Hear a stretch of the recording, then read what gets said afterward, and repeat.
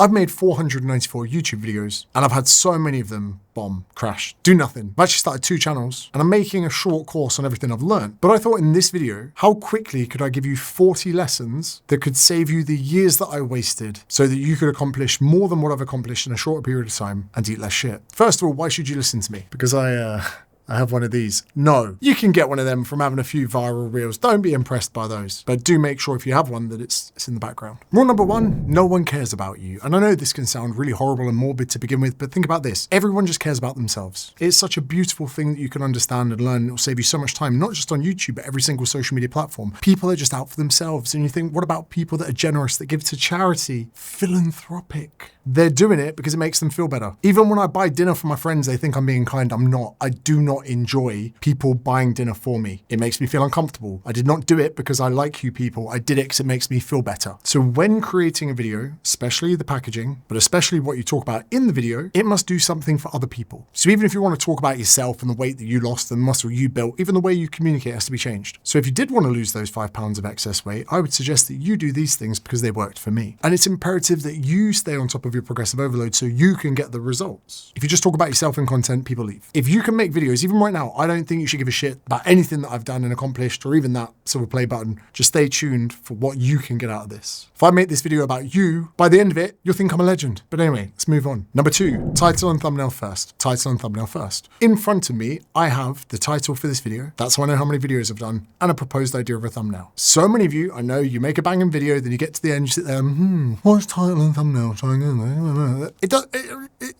Do that first, because the first thing you say in the video kind of has to pay off the title and thumbnail. Because if you're going to build curiosity, which is what a good title and thumbnail should do, you kind of got to allude to what's coming in the introduction to the video. And if there's anything disjointed between those, people will leave. Number 3, strategize the first thing that you say. When I was about to make this video, I actually said it too long. So I pressed stop and then I hit record again and I started again. The very first words that come out of my mouth were about the amount of videos I've made, an appeal to authority. We had the silver play button, another appeal to authority. The amount of lessons that I was going to show you being 40. I also said that I spent a few days and weeks putting together a course and I'm going to put it into a succinct short videos where you can learn all of that. So I'm raising the stakes saying, hey, I've just spent weeks doing things and I'm going to give it all to you in a matter of minutes for free. You want to know what's coming and you want to know in the shortest period possible. So I need to really strategize the first words that come out of my mouth, which takes me on to point 4, strategizing the first thing you see. The first thing you should see is a pretty good setup, color grading quite good, microphone out of sight, lighting quite nice, products in the background, again, another appeal to authority, but me holding the silver play button was kind of alluding to what was happening. That is a sign of success on YouTube, although a rubbish one. And if it's something that you're working towards, you might feel an emotive connection between me, what I'm saying, and that. Lesson number 5, the rule of 100 videos. I know it can sound crass and kind of a bit bland, but you should be focusing as quick as you can to make that first 100 videos. Because some you think are going to do so well, they're going to bomb. Others you pretty much think are rubbish and they do much better than others. But the repetitions, making thumbnails, trying titles, talking to camera, although strategy is such a big part of it, volume is also an integral part of it. If you want to get better at golf, play more golf. You want to get better at chess, play more chess. You want to get better at chin-ups, do more chin-ups. Do you understand where I'm going with this? Just put your head down, blinkers on, do 100 videos. I did 100 videos in 100 days. It was exhausting. 99 of them ate shit, but I'm so grateful to it because every single time I learned a little thing about YouTube. And that's what this is, learning. Number 6, short and long videos sit on different algorithms. So you can get your shorts going on YouTube and get loads of really good views and then your subscriber rate's going up. Then you post your first long video and you spent 2 weeks making it and it bombs and no one sees it. It's gone to a cold algorithm. You need to build it up. You need to warm it up. Think of it like having 2 girlfriends at the same time. Just because you're really good and cozy with one, you're taking her for dinner and schmoozing her a lot, doesn't mean you can just turn up at the other one's house and be like, yo, give us a bloz. You got to do the same process over there. You got to do the very first things that got you the bloz with the first one,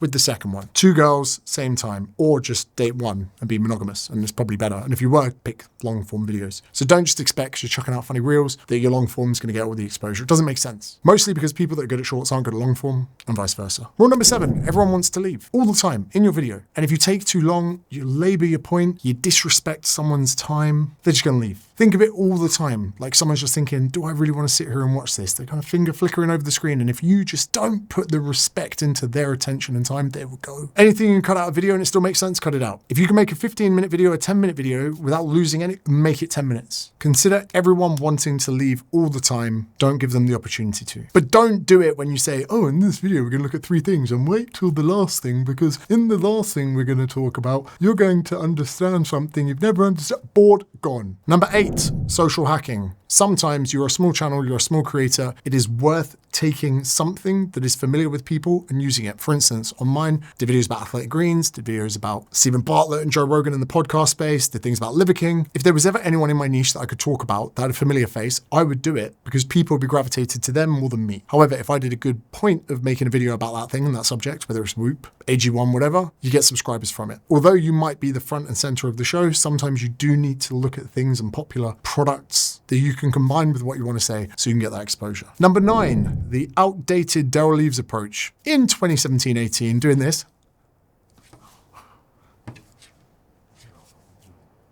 worked, but guess what? It doesn't work now. You look like a pleb. You look shit. Think about something in the thumbnail being the hero. The 10 secrets Rolex don't want you to know. How Newtonic built a $20 million empire. What they don't want you to know about the new iOS. And think about something being the hero of the image. Whether the hero is the transformation with you before and after, whether the hero is the product that you're talking about, whether the hero is the person you're disagreeing with, whatever it is. Just don't do the old...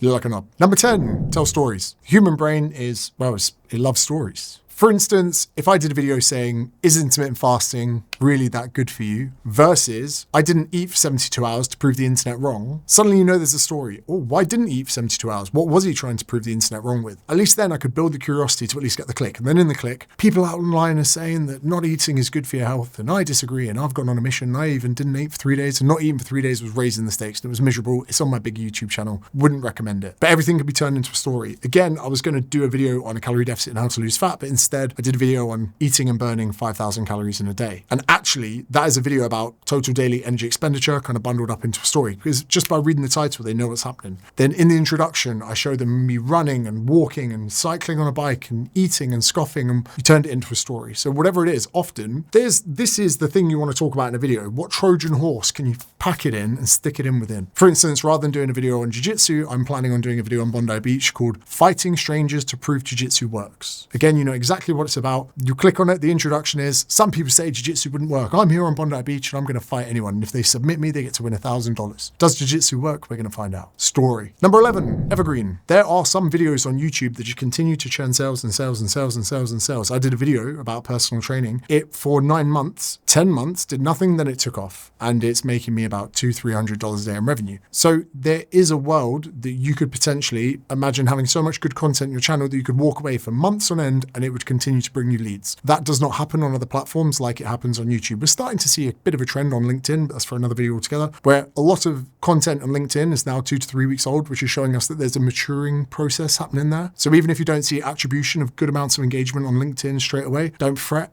It could be coming. Number 12, and I must say thank you to Ed Lawrence, who, yes, 2 videos ago I was disagreeing with. He was great at grabbing me and pulling my head out and going, you don't get paid by YouTube, you pay yourself. For instance, this video, no AdSense, not interested. Couple dollars from Google, nice. Instead, I'd rather have links to my description, give away free assets as a lead magnet, and give away links to paid programs where they can just go in there, sign up with me, and instead of me getting a few dollars from Google, I can earn thousands from people joining my programs. That is a huge change in direction. Instead of thinking of getting viral on YouTube to earn AdSense, think about having a business that YouTube can be a marketing department that puts eyeballs on it. Once you can unattach from that, your whole relationship to your business is vastly different. Number 13, community wall. Some people still don't know that there are posts that you can put on your community wall with text and image. Now, what I would say to you is those of you looking to grow your LinkedIn, is something I'm doing recently. I've just grown my following by about 20,000 followers. I now go to LinkedIn first thing in the morning, create a post. Then my posts that do well, I repurpose onto my YouTube community wall. If they do well there, they go onto my business Instagram. Think of your content strategy depending on what you're doing, maybe written with image and video, which is best, up to you to find out. But the community wall should be seen a bit like LinkedIn, a bit like Twitter, a bit like Threads. Although after the atrocities that I saw on Threads the day after Charlie Kirk's death, I'm never going back on that platform ever again. But anyway, number 14, thumbnail quality. If you're going to do a thumbnail, try not to take a screen grab. And I'm being a hypocrite right now because a lot of my videos at the moment are screen grabs. And again, I must credit Ed. This is something that he's taught me about. I'll put a link to him in the description. He's actually technically a competitor of mine, but I've learned so much from him that I feel guilty if I don't attribute the things I've learned from him. And if that means you join his program instead of mine, so be it. kind of two battles of thought here. If I was doing a video about yellow tint Burberry glasses, I would say, Declan, come here, grab the camera. I want to get the 50mm lens and I want a good little picture of that. However, there's something about there being a disjointedness between the very first thing you see in a thumbnail and the video you're watching. Let's say I'm in the studio right now, but the thumbnail is me on the beach. You're like, oh, James on the beach. You click it and you're in a dark little room. You're like, oh, that isn't what I kind of clicked on. So for me, sometimes I am sacrificing the quality of the image and use a screen grab because I want that familiarity between the packaging and the video. But if you look to any of the other videos on this channel, there's some high-res images, me in front of the car, me holding a book. Where possible, I will always opt for a high-res image. So thumbnail quality matters. And again, I've sometimes spent an hour and a half making a thumbnail for a video, and it's always the videos where I put that huge amount of time into creating a thumbnail. They way outperform. One of my Prime videos, I had to order 100 cans of Prime, then I had to wait 3 weeks for it to get delivered, but for the thumbnail, it was worth it.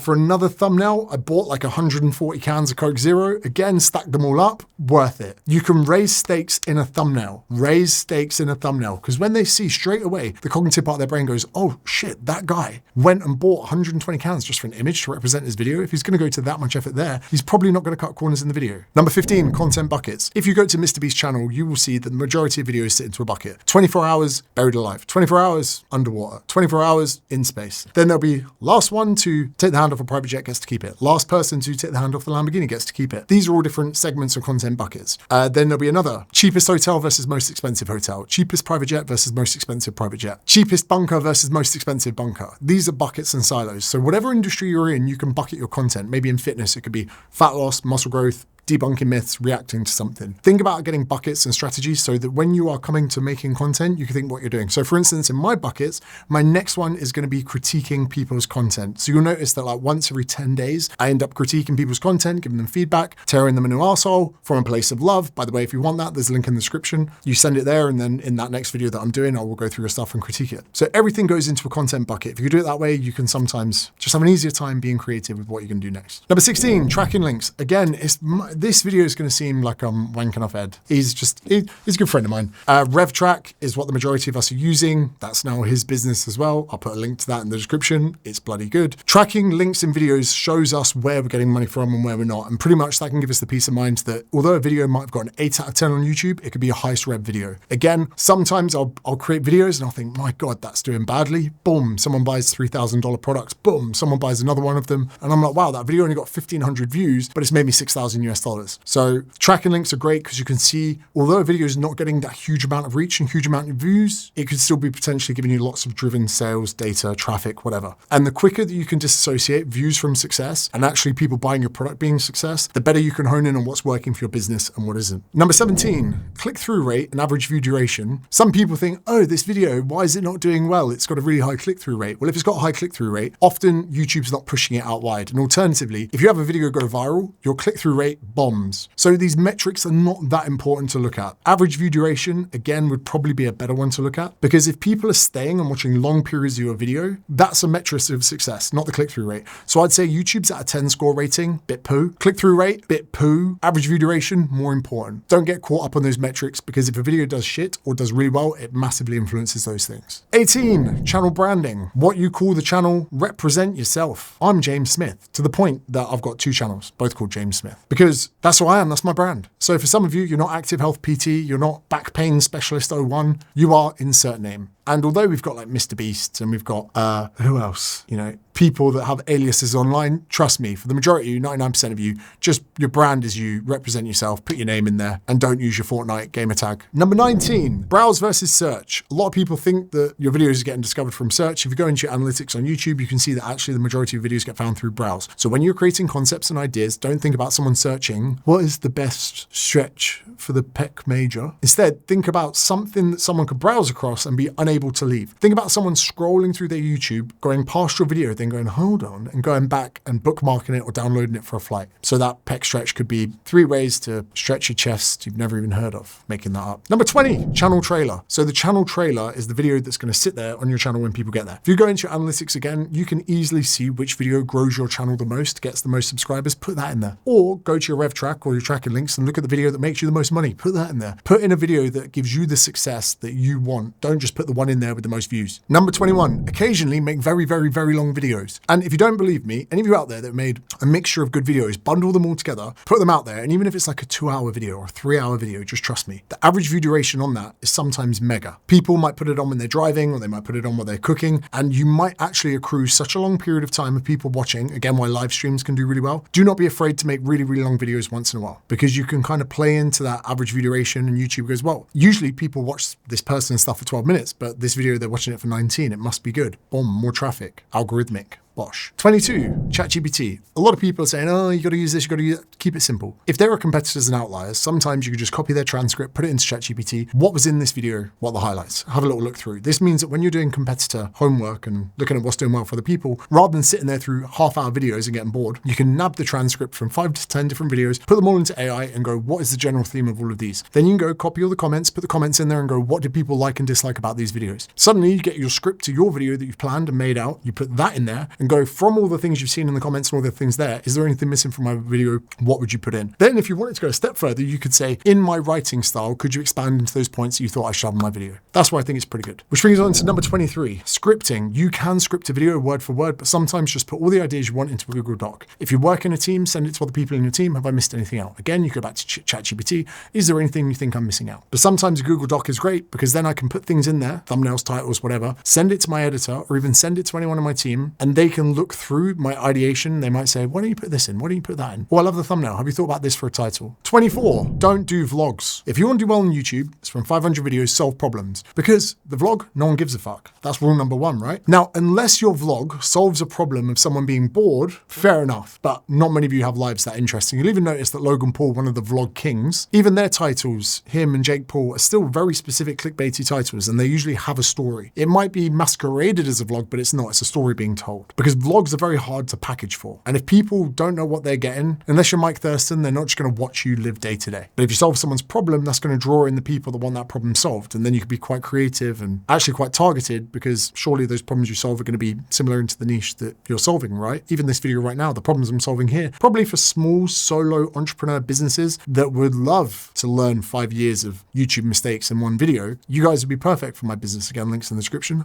See what I did there? But again, if I just did a vlog, I could just attract random people and it would just not be specific enough. I'd rather have 5,000 views from this type of video than 100,000 views from a vlog. 25, timestamps. On some videos, you'll notice that there's little timestamps down the bottom, which I will do for this video. Again, back in the day, we used to have to go through, get your editor, blah, blah, blah. But now, transcript, ChatGPT, give me timestamps. Now, the timestamps are two-folded. One, some people might want to skip through to a part of the video. Let's say you're doing a tech review on the new Yachtmaster Titanium, right? And you're going to compare it to a Submariner or whatever it is, right? Some people are going to skip through and just want to go to the conclusion, or you're doing it on the Rode Active Go mic or whatever it is. Some people just want the conclusion. They don't want everything else, the nuts and the bolts. However, although that timestamp can seem like a really good thing to put into your videos, just consider this. You're sometimes offering people the opportunity to skip ahead, and that isn't always a good thing for retention. It can't be. Because what's YouTube going to say if 60% of people skip past this part of the video? It's going, well, that bit's obviously shit. So with a pinch of salt, depending on your niche, timestamps can be good or terrible. Number 26, live streams. Live streams, massively underrated. I need to do more of them. They bang sales. And sometimes the videos are quite well curated, like this one. We're chopping all the gaps in between me thinking or whatever. In a live stream, people get to see you for who you are and your idiosyncrasies. What makes you you is not hidden. They can see it. They can see the way you interact with people. I would love to, and I might even trial going to one live stream a week. I built my business off the back of live streams, so I cannot promote those enough. Honestly, if you could ever go live and you have the luxury to do it, do it. Number 27, call to actions. You'll notice that if you look at your video and your retention graph, even the best of you, the majority of people leave towards the end. So leaving a call to action to the end means that 70% of people that watch your video are never even going to know your call to action. So get them in earlier. You'll notice I probably got one in within the first 3 minutes here. Then again, another one, maybe halfway through. Do not leave call to actions to the end. Get them in. Say to people, look, I've got free assets in my description and there's links to my paid programs in there as well. Choose one of those things. Give me a damn email address. I'll put you into a sales funnel and you can see how I do it. That was me telling you, but also at the same time, telling you. Description. Come on. Number 28, end cards. I used to not know what end cards are, but at the end of this, I'm going to point to an area. And in YouTube, you go to editor, you go add video, probably best for viewer. Or if you want to end a video with a hook, you can also end it with a hook. As in, and if you are someone that didn't know how to perform the Heimlich maneuver on an 82-year-old grandma of 4, then you're going to want to click this video so you can find out.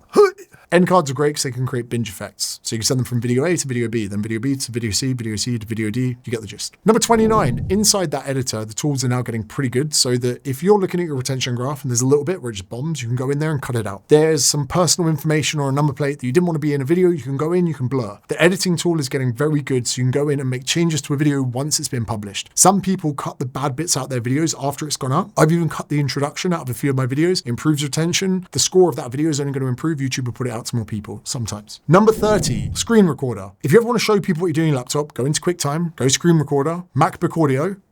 That clap is going to create a spike in your audio, in your camera, spike in your audio there. You line them up, bush. You've now got the ability to show people what you're doing on your desktop. In the edit, you can cut between them. Number 31, edit on desktop. I don't know many people with a silver play button that are editing their videos on their phone. Do it on a computer, use DaVinci Resolve. I'm actually bringing out a course for that very soon. Premiere Pro, also very good. Well, Final Cut is also excellent. They're all good. Edit on a computer. It's one of those things that it's just going to improve your editing speed. And even if it's only 10, 15 minutes quicker per edit, that shit adds up. Number 32, thumbnail split testing. If you're unsure with thumbnails or styles or whatever it is, you can now put 3 into YouTube. Before you had to use thumbnailtest.co.uk or thumbnailtest.com, but now you can do it in YouTube. Choose 3 different designs. Not if you're brand new to YouTube, but if you've got over 2,000 subscribers, 100%. Try different words, different angles, different lighting. I even A/B split tested holding a syringe in one hand or reversing the image and having it in the other, and it made an impact to click through. Test your thumbnails, see what works, and learn. Number 33, thumbsup.tv. It's a website you can go in, put your thumbnail in, put your title, see how it looks. A lot of channels, even massive channels with really big followers, have got titles that are too long, and it ends up being ... before the end of it. You're better off your title being too short than too long. And don't put episode 2, training with this, then your name in the title. You're just making the title look crap. You know, on Netflix, when there's a new season of something, it just has the name of the season. It doesn't go season 2, introducing Mindhunter, season 2. Like, no, if there's too much there, people get overwhelmed and get out of it. Number 34, using a good camera is a good thing, but the iPhones are pretty good. You can record on those. You can record sideways. You can even plug them into your Mac so you can see on your computer how you're recording. Stepping up, if you're on the move a lot and you're like going around and documenting and on the move, use the DJI Pocket Osmo 3. When it comes to getting an entry-level Sony, the ZV-E10 Mark II is also very, very good. This is an FX3, but you do not need an FX3. I had like 400,000 subs before I got an FX3, which brings me on to number 35, audio. Get good audio. It's really important. You could use the Joe Rogan mic, which is called a Shure SM7B. That will need to be powered through like a type of amp. There's also some type of technology between the mic and the computer called a cloud lifter. Now, before you get overwhelmed, that gives you kind of cleaner audio. The amps will do that, like your Rodecaster mix deck, if you get a Rodecaster 2, if this is sounding too much. Shure also have like a worse version that can go in as a USB mic. Ultimately, audio does get pretty complex. For those of you, you'll see in my early videos, I clip on a DJI. Rode used to be the dogs, and Rode are great when it comes to directional microphones. I think their clip-on ones are a bit naff. DJI, Unreal, and there's a brand that some of you might not have heard of called Holyland. Holyland are also exceptional. So I'd say Holyland entry level, DJI entry level. I would say as far as getting a podcast mic, Shure are going to be the best, SHURE. And then if you really want to scope it up and get a mic that people can't even see in it, you're going to look into Sennheiser territory, like the MKH416 right over here. Audio is important because a lot of your videos are more like podcasts than they are videos. People are listening in. Like, if this went black and white, you wouldn't really care. But if the audio cut out, you'd be like, I'm not listening to this. Which brings me on to number 36, lighting. I've got 2 lights on me now. I've got a big honeycomb light here, giving me a bit of a Rembrandt. Then that little shine on the face is coming from a hair light to my side. We have got some glow lights down there, but they're not really making too much of an issue. We're going to have to change that a little bit. But 1 light is all it takes. Don't need much more than that. Here, also in this room, we are controlling the light. So I've got blackout curtains. I've also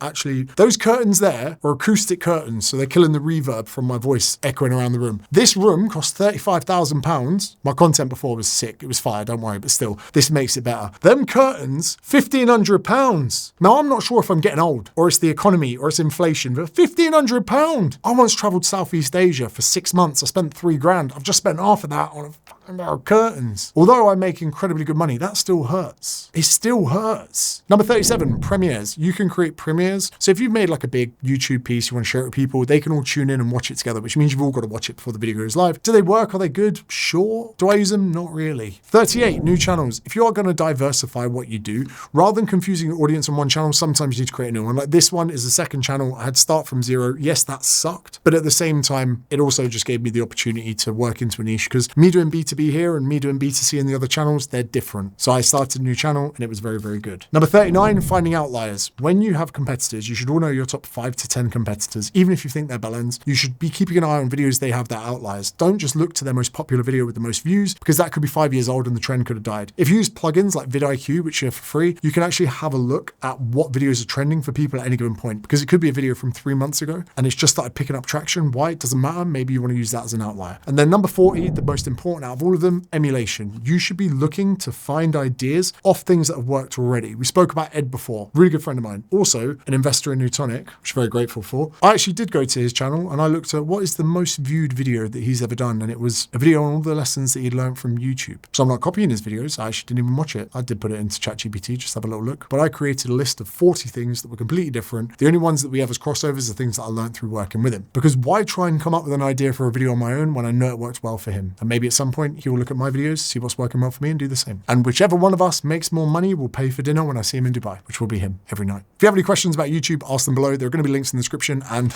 wow, is YouTube psychic? Because it thinks you should watch this video. And I think YouTube's right. So click that and we can go into what was number 26, the binge effect. Thanks for watching. Oh, we haven't actually set it up yet. There might be a link for the YouTube course waitlist. I don't know. Check the description. Bye-bye.